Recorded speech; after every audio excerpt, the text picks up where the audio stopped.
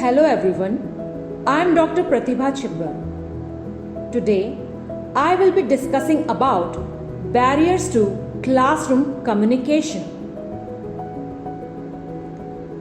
So let's start with the meaning of classroom communication. Classroom communication refers to an interaction that takes place between the teacher and the students within the classroom settings. Further, classroom communication can be broadly categorized into verbal, non-verbal, and visual forms. Here, verbal form means spoken or written, non-verbal form means body language, gestures, etc. And visual form means images, symbols, etc.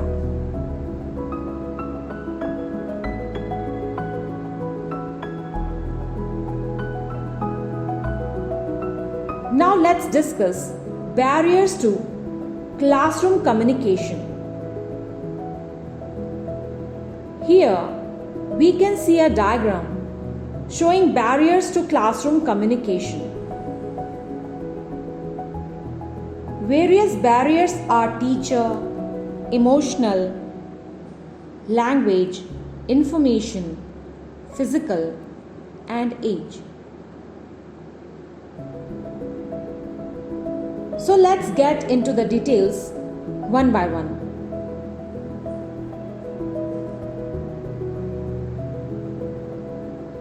The first barrier is the teacher. This means that a teacher might become a barrier during classroom communication. This signifies that this barrier can be easily avoided by following few points.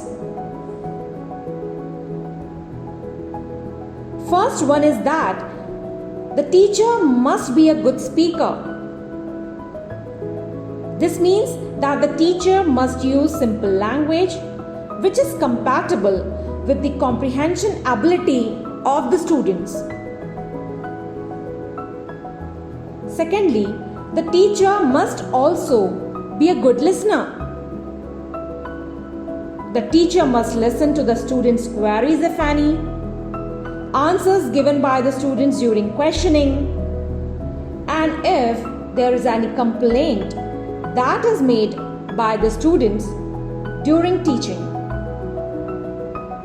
Thirdly, teacher must also maintain an eye contact with the students during teaching, as this will help the teacher in maintaining discipline in the classroom as well as developing a good bond with the students.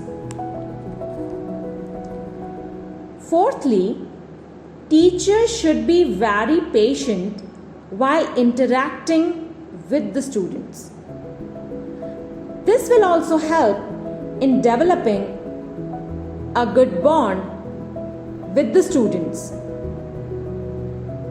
Moreover, the teacher must thoroughly prepare the topic or subject matter in advance so that during the teaching process, teacher will be able to teach the students with confidence. Further, the teacher will be able to answer any questions that might be asked by the students in the class. All this will also help in managing time of teaching.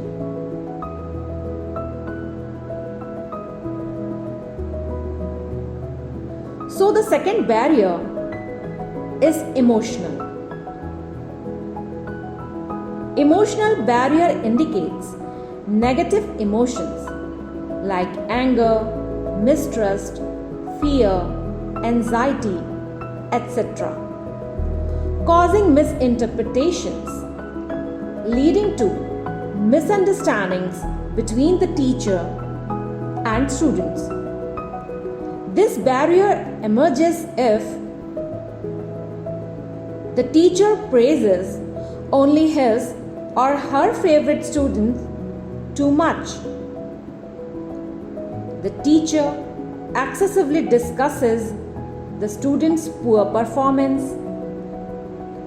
The teacher scolds too often. The teacher frequently assigns labels to struggling students. In order to avoid this barrier, the teacher should not excessively praise or scold the students. Praising the students who have remarkable performance during tests and exams is necessary, but it should not be done excessively. Moreover, assigning labels to poorly performing students must be avoided at all costs. Now, the third barrier is language. As discussed earlier, the teacher's language must be simple, and it should also be free of grammatical mistakes. This barrier can be avoided by following few points. The teacher should speak with normal speed. The teacher should avoid uncommon or rare symbols. The teacher must speak clearly with proper pronunciation and voice modulation. Actually, what happens is that whenever students encounter unfamiliar words, then they are unable to comprehend those words, leading to gaps in understanding. It can also be due to varying language proficiency levels among students. So the teacher should always use basic language for explanation that can result in better comprehension among all students.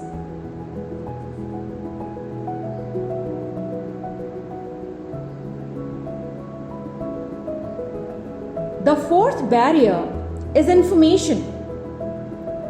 This means that information becomes a barrier when it lacks clarity, leading to confusion.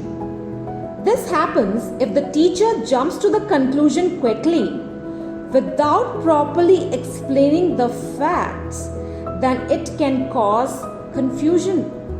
So, the teacher should clearly explain the reason behind the facts and also tell that certain facts necessarily have certain implications. It also happens due to information overload. Information overload occurs when students are exposed to an excessive amount of data, making it difficult to comprehend.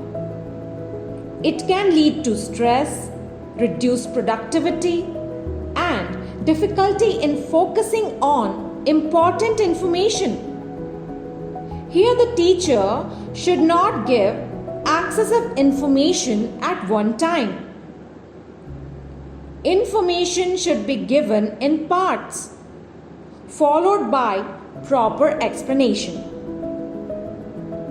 The teacher should ensure that the students have properly grasped the information. Further, if the teacher ignores or avoids responding to a comment or question, then this act of teacher quickly undermines effective communication.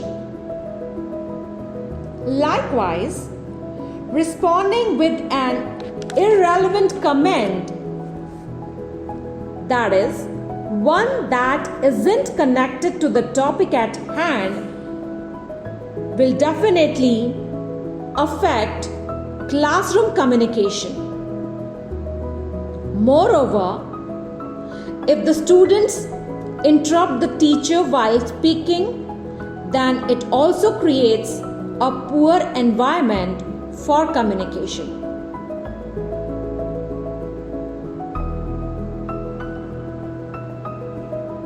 Now the fifth barrier is physical. Physical barrier generates due to following points. First point is physical discomfort. It can be due to factors like distance between students and teacher. Inadequate classroom setup can create problem in classroom communication. Lack of essential classroom equipments such as light arrangement and comfortable furniture can also contribute to physical discomfort. Dimly lit rooms can induce fatigue, while excessively bright spaces also cause discomfort. Second point is invisibility. Lighting plays a pivotal role in maintaining attention. Due to improper light arrangement, the students might not be able to read the book or view the subject matter that is written on the blackboard. Third point is inaudibility. If the students are placed too far from the instructional area, then it can create the problem of inaudibility, as the students might not be able to listen to the lecture properly. Due to this, students are less likely to engage. Physical barrier can also arise due to noise. Noise is one of the most formidable physical barriers to effective classroom communication. It can originate from both inside and outside the classroom, like the traffic noise, construction noise, chatter from adjoining classrooms, buzz of electronic devices, etc. Due to this, students lose focus, which distracts them from learning. Maintaining an optimal room temperature is crucial, as extreme temperatures negatively affect concentration and cognitive performance.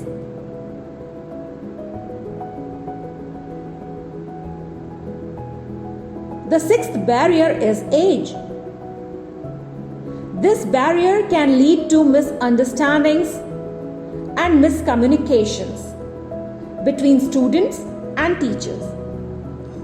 These differences go beyond mere age to encompass varied experiences, values, and expectations. Teachers might struggle to connect with students if there is lack of compatibility between their teaching style and their students' learning preferences. So the teachers must teach their students according to the age of the students.